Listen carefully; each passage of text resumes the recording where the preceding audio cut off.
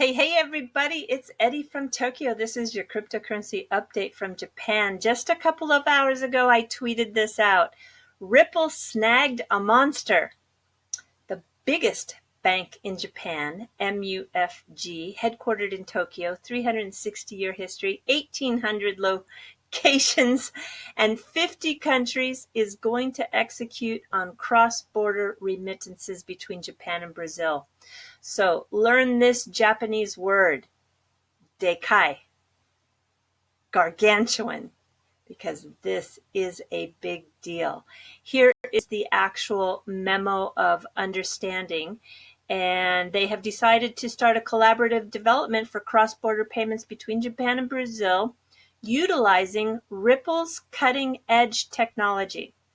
So the new payment system, developed by Ripple, a San Francisco-based software vendor, will assist the banks as they work towards commercialization of a high-speed, transparent, and traceable cross-border payments solution. It's a big deal, not just because they are the largest bank in Japan, but they are one of the top 10 largest banks in the world. So this is a big fish.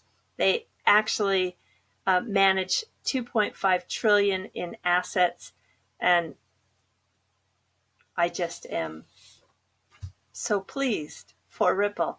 And this will be a really beginning of a true tsunami that's going to occur in the banking industry.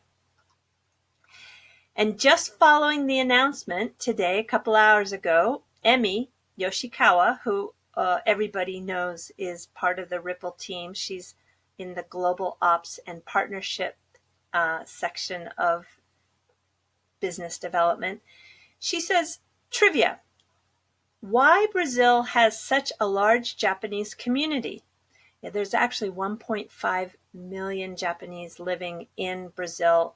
They are now fourth and fifth generation. But why is that the case? So back in the 19th century, she writes, Brazil abolished slave traffic and suffered from a labor shortage at the plantations. So after the Russo-Japanese War, Japan suffered from economic depression and resulted in a job shortage here in the rural areas. So she goes down to say in part 2, both countries' interests were aligned and they agreed on a special immigration deal. The below famous propaganda poster right here says, let's go to South America with your entire family, implying it is a new land of opportunities. So this is something that maybe a lot of people didn't know, but thanks, Emmy, for tweeting this. And maybe in another story, fluff story in the future, I'll talk about some of those Brazilian families that are now returning back to Japan, because that also is very interesting. Okay, as you all know, because I keep telling you that this is an important story, this is a current update of what's happening with the sanctions that have been reinstated and SWIFT complying with the request from the United States to disconnect a lot of those Iranian banks. So what we see here is that it's going to change the landscape because of the impact. Back in 2014, when Russia had its problems with Crimea, they actually took some forward-thinking measures and started their own payment system called the SPFS, and it's totally controlled by Russia. They are starting to now talk about this again because they want to continue their trade with Iran. And then Iran has made a statement that they're working on something. We don't know what those details are. I don't know if it could be virtual currency. I really just don't know. And it says in this 8-minute video that it has not been revealed what those details are. But also we have to remember that China has been working on their own payment system. It's called the CIPS, and they talk about it in this video. It stands for the China International Payment System. So with these sanctions, I see that it's going to push not only China and Russia, but probably the UK, which Germany and Italy have been most vocal, along with the UK, that they want to create their own alternative to SWIFT in order to maintain the businesses that they have built up over the last couple of years. So I think this is an important story. It's a developing story. I have no idea what it's going to look like 6 months or a year from now, but should these countries decide to do their own payment systems and move away from SWIFT, really changes the landscape. I keep telling everybody. And I think that as it becomes fragmented, it actually becomes easier for Ripple in the future to grab market share. Okay, here is an article that went in the Nikkei in the last 24 hours. The Nikkei is a pay-for platform, pay-for-news platform. So I'm sorry that a lot of you don't get to see these stories because unless you pay, you can't read them. I do subscribe, so I can tell you on occasion when stories come up that are relevant to this space. So this happens to be Takafumi Okita. He is the president of Ripple Asia, and he was interviewed and made some strong statements, and I'll just kind of quote for you. So we are building a new financial infrastructure using various blockchain, including Ripple, specifically a system to make use of it for international remittance and stock trading, etc. So they want to develop products that are unique to Japan. And the biggest statement I think he makes in this interview is that with MoneyTap, they are going to take it from domestic to international. Now, I kind of thought that was the case, and that's what I had said when they did the MoneyTap announcement, but this really confirms it, that it will be put into international use. My guess, now if I have to kind of guess again where the first country will be, I'm thinking it's going to be with Korea. We'll see if I am right.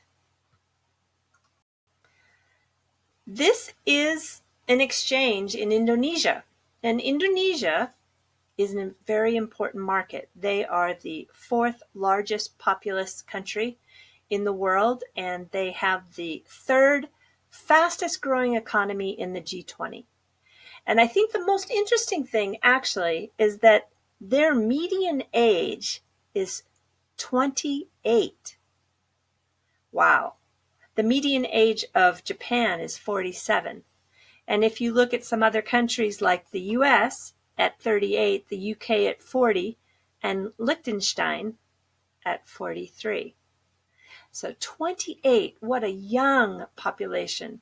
So not only just young, but growing so fast. This is an amazing market for cryptocurrency. So they originally opened up the exchange with Bitcoin and Ethereum and just announced that XRP is now being traded. Soon to follow will be Litecoin, Neo, Cardano, and Swipe. Okay, Dilip Riao, he was in the New York office and was visited by a bunch of bankers from Japan. And these bankers, I just love this picture. Look at their Tiffany boxes. These bankers are from an area called Tajima, and it's on the west side of Japan. And obviously, they're doing something. I tried to find out what they're doing. I couldn't uncover anything solid as of yet, but no doubt we're going to see some new announcements because they just didn't go over there to pick up a show at the local Broadway theaters. They're doing business. And Mr. Rao was welcoming them at the office just a couple of days ago. So I'm very curious, but I couldn't find out exactly what it is they've got cooking. Okay, so I am going to go into the fluff now because they live in an area of Japan that's very interesting. This Tajima area is part of Toyooka City, and it's a castle town. And that's important. When you're in Japan and you say, oh, it's a castle town, that means something because there's only 12 castles left. Most of those castles were built in the 15th and 16th century. And they have a very small and modest one. However beautiful, this is the entrance to one of the gates, and it is Zushi Castle. It's very, very picturesque. It's in the mountains, so it's, I think it's very beautiful. Very impressive entrance. And let's take a look at the actual castle itself. It's very modest, actually, but it's beautiful. And it's a springtime view, of course. I think it was abandoned in 1580, yeah, because the clan lost, and there was a big battle in Sekigahara, and the clan lost its power. So I think we're very lucky to even have just even this left because it was abandoned. Okay, so I'm going to show you what is thought to be the most beautiful castle in Japan. And it is this one here. Let me see if there we go. It is Himeji-jo. It's beautiful. I love it. It's pretty. It was restored to its grandeur. It's 400 years old, and it is a World Heritage Site. But I want to show you what I think is the most beautiful castle, or what I should say is my favorite castle. And it's Matsue Castle. Here it is here. I think that the black and stone is just very impressive, has a lot of impact. It's very strong. And it is something that was built in 1611, and it also has a fabulous moat that surrounds it. If you take a look at this beautiful winter view, you can see that it sits high on a hill, and it's very impressive.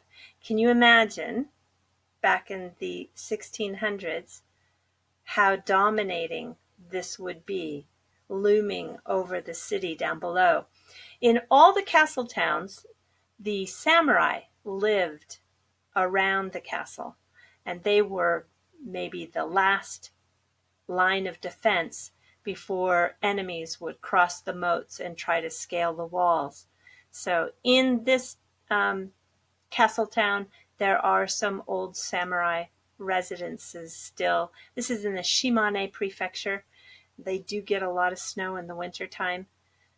But you can visit these castles, and some of them you can go inside as well. So when you come to Japan, I think this is something you should at least try to visit one.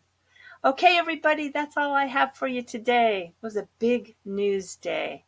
So take care. Sayonara for now. Bye-bye.